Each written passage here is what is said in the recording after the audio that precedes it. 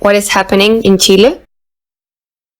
To understand that, we need to understand a little bit of history.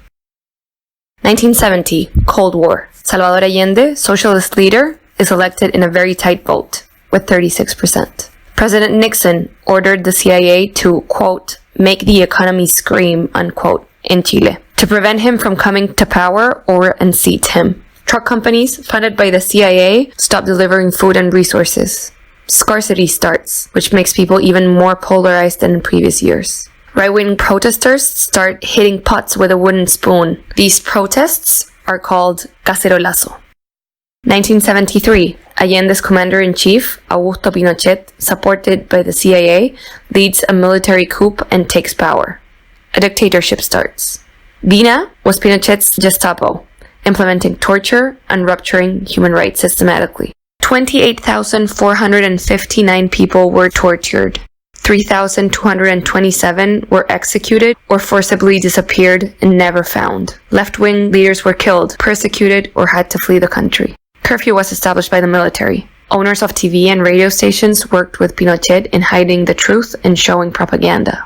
Pinochet privatized more than 600 state companies, including telecommunications, electricity, agro-industrial, and mining companies. The main income of Chile, copper, was denationalized.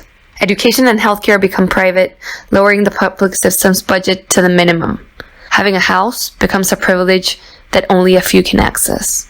1980. New constitution is drafted in secrecy and quickly approved. The new constitution ensured that Augusto Pinochet could remain as president of the republic for a further 8 years with increased powers. A new pension system, proposed by José Piñera, the current president's brother, is implemented. All people, except by the military and the police, are forced by law to contribute a percentage of their salaries to pension funds run by private companies. 1988. International pressure forces Pinochet to conduct a national plebiscite in which voters decide his continuity as president. The majority votes no. 1990. The dictatorship ends. A new president is elected. The Chilean transition to democracy starts with Patricio Elwin as president. The RETIC report revealed 2,298 cases of victims of human rights violations, resulting in death. Today, there are more than 1,200 people who were arrested and went missing. Families are still tirelessly searching for their bodies. 1994. Eduardo Frei is elected. Electric companies and part of the only national copper company left was privatized. Potable water is privatized. 2000. Ricardo Lagos is elected. Lack of state budget in education makes Chilean universities one of the most expensive in the world. CAE, University Credit System, was implemented. Students can get a loan from private banks and create a lifetime debt they have to pay with 6.1% interest rate. Roads were privatized.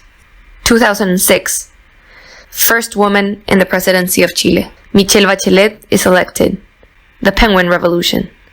More than 700,000 school students demand equality and equity in the educational system. Mapuche communities demand self-governance and national autonomy. They claim repressive and criminal practices against them. Young people don't believe politicians. The majority doesn't vote, claiming nobody represents them. 2010. Sebastián Piñera is elected. School students from the Penguin Revolution are now in university. A new protest sparks, this time from college and school students. A new cacerolazo starts, this time demanding free and quality education for everybody. Piñera claims he reduced the waiting list in public hospitals by 50% in 70 days. After the comptroller did an audit, the Minister of Health recognized he had removed entries off the waiting list because of administrative reasons. Martín Larraín, son of the senator Carlos Larraín, runs over a person and kills him. He goes free. No fine, no jail time.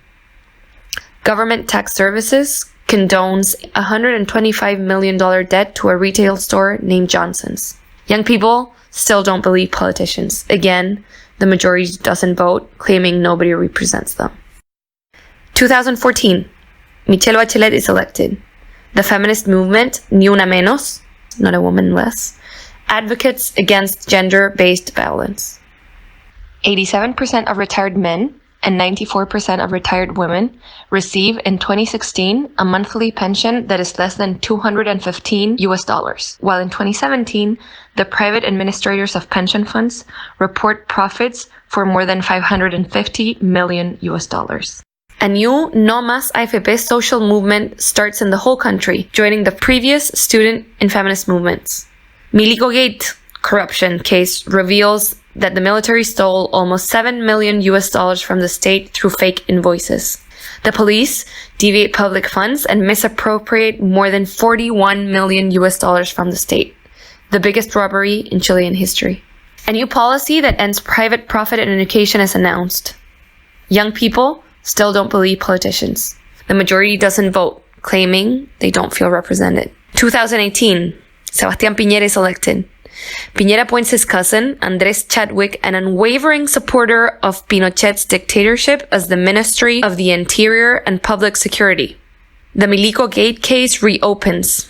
The report reveals that high military commanders have misappropriated public money for personal vacation trips to Cancun in Mexico and Disneyland. 9,724 patients died while waiting for healthcare in the public system. Doctors' associations claim that there aren't enough government funds directed to public hospitals. The richest 1% holds 33% of the country's wealth.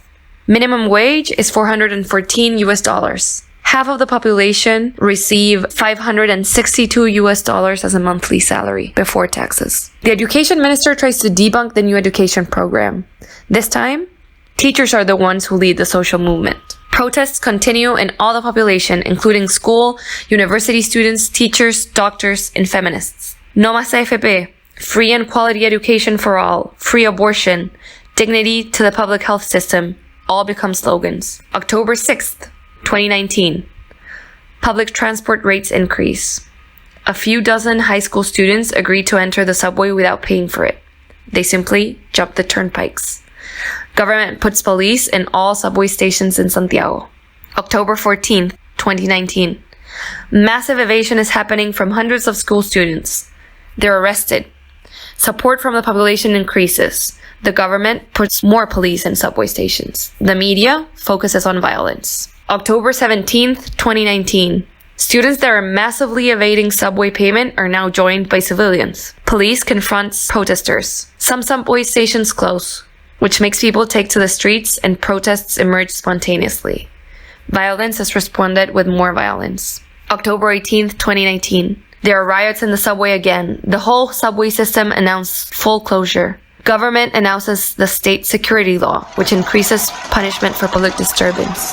Cacerolazo protest starts in many places of the country. The media focuses on violence. October 19th, 2019. Massive protests and cacerolazos continue all around the country. The government declares a state of emergency. The military's general, Javier Iturriaga, takes command as chief of national defense. Tanks move into Santiago's city center and curfew is established.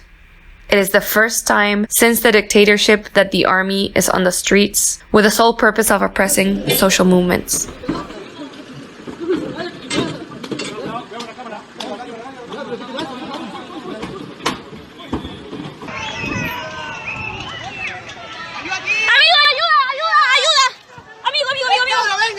Amiga. Sí sé que te torturaron. Me torturaron, amigo. Nombre, tu amigo. Me torturaron. Tu nombre.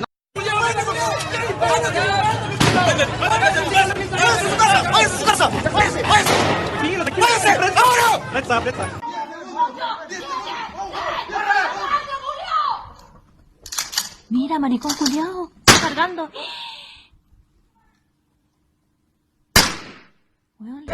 Police and military fight protesters while allowing people to steal from supermarkets so that media can show robbery and violence. October 20, 21, 22nd, 2019. Massive protests and cacerolazos continue. The Chamber of Deputies make an extraordinary session and approve the project to reverse the rise in transport rates. President Sebastián Piñera affirms that, quote, "We are at war against a powerful enemy," unquote. A painfully similar phrase to that used by the dictator Augusto Pinochet. Hashtag Piñera renuncia, meaning Piñera resign, becomes the #1 worldwide trending topic on Twitter. Hashtag Piñera dictador. Hashtag Piñera dictator. Chadwick asesino.